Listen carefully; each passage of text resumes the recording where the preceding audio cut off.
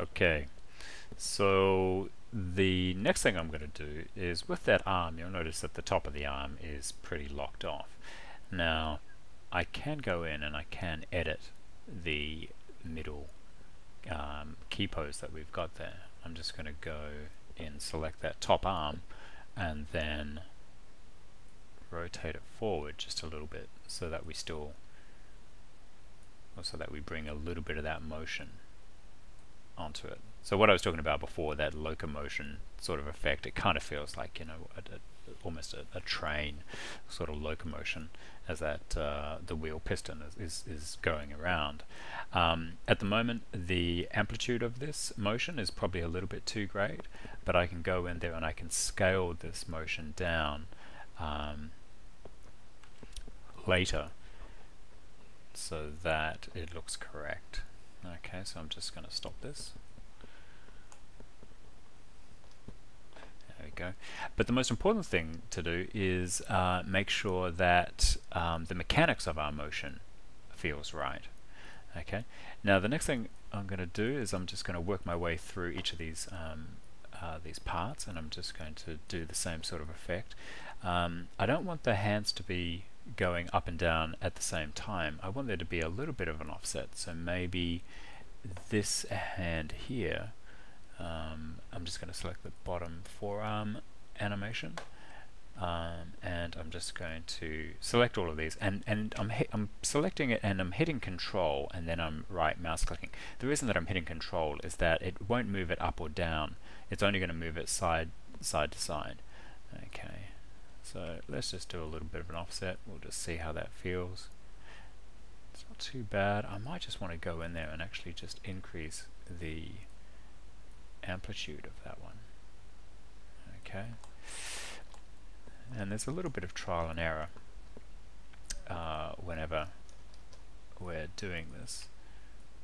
Okay, let's just try it back this way. Let's just see how that works. And I'll just play that. Okay. Yeah, that's actually not too bad. I'm just going to scale it up a little bit. And we'll play. Okay, fantastic.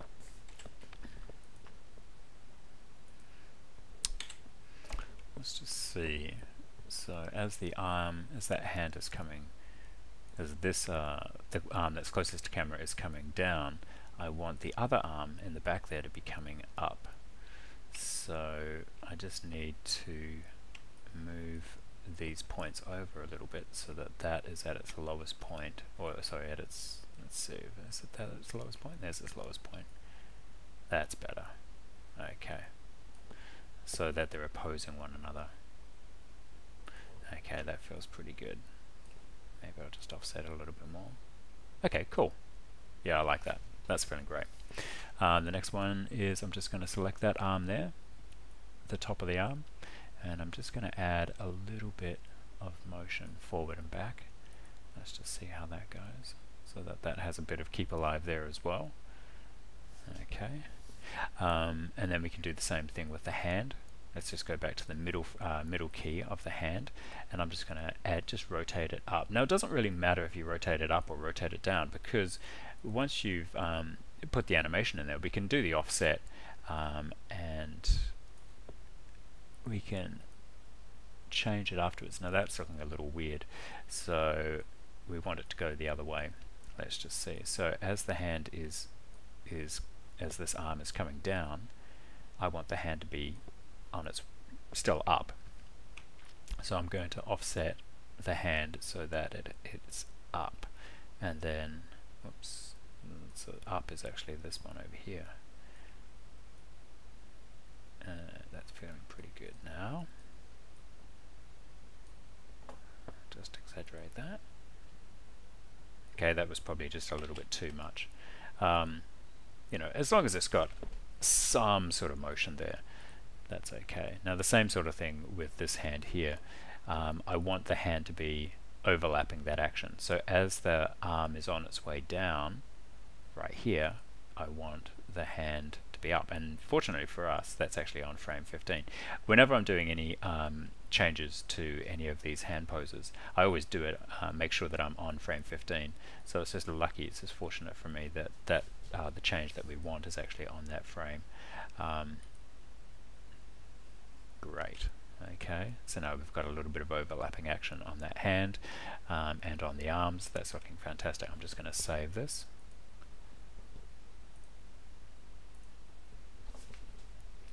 Nice.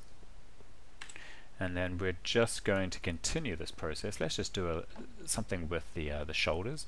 As the arm is rotating down, I'm going to go back to my middle key first, and I'm just going to rotate this down a little bit. Okay, so, and I'll rotate this one up.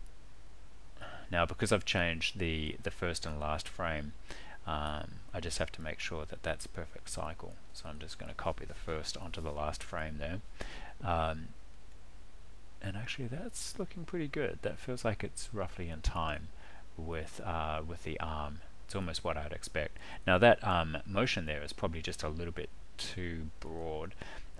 So what I'm going to do is I'm just going to go in there and I'm going to scale this curve here. So I've selected all of my knots, and then I'm going to come into let's see,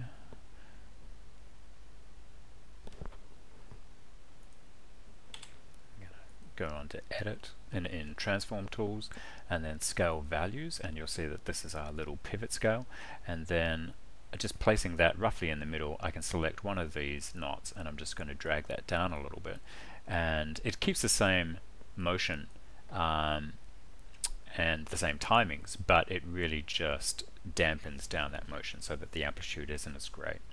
Okay, so the next one I'm going to do is with the head. I'm going to go to our middle frame and, my middle key, and I'm just going to put a little bit of bob on that as well. Okay, that's feeling pretty good, but it feels too in time with the body. So I'm just going to select those keys, and then I'm just going to offset that as well. Okay, so as the body's on its way down, I want the head to be still up, so I'm just going to slip this over,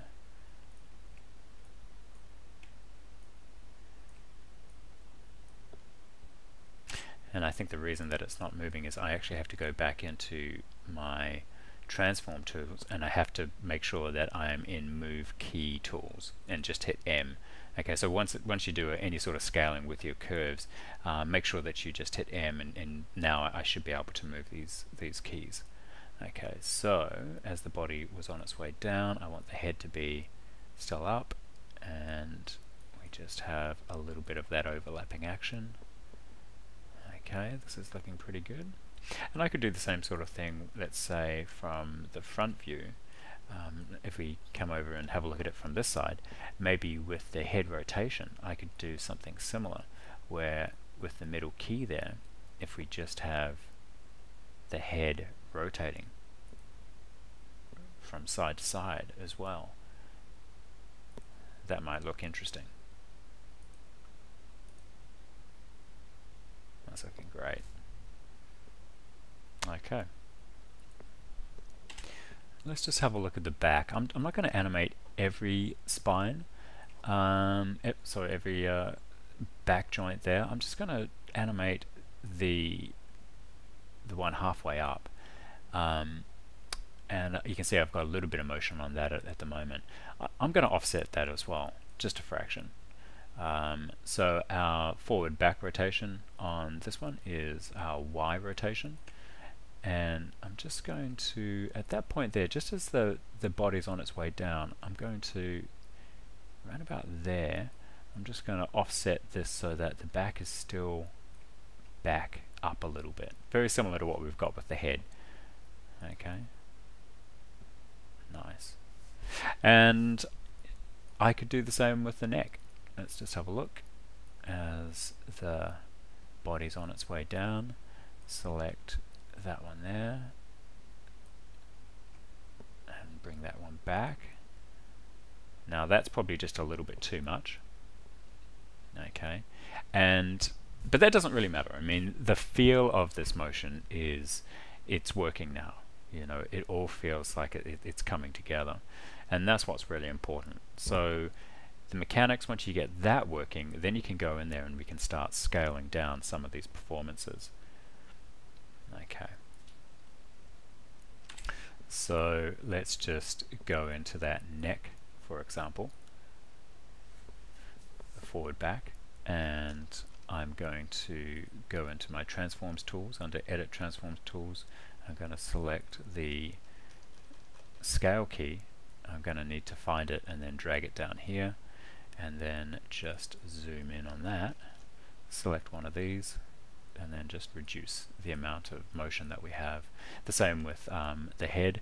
I can do that very, very quickly.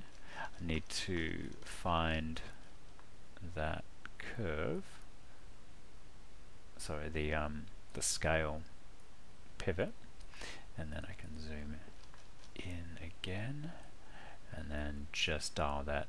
Oops. So I need to select all my knots and then select one and then just drag so that that scales that down. I'm going to do the same with my back rotation, which is here. I need to find my scale pivot and then zoom in. I'm just quickly going to save this before it crashes. With all of those knots selected, I can just dial that one down a little bit, do the same with this one,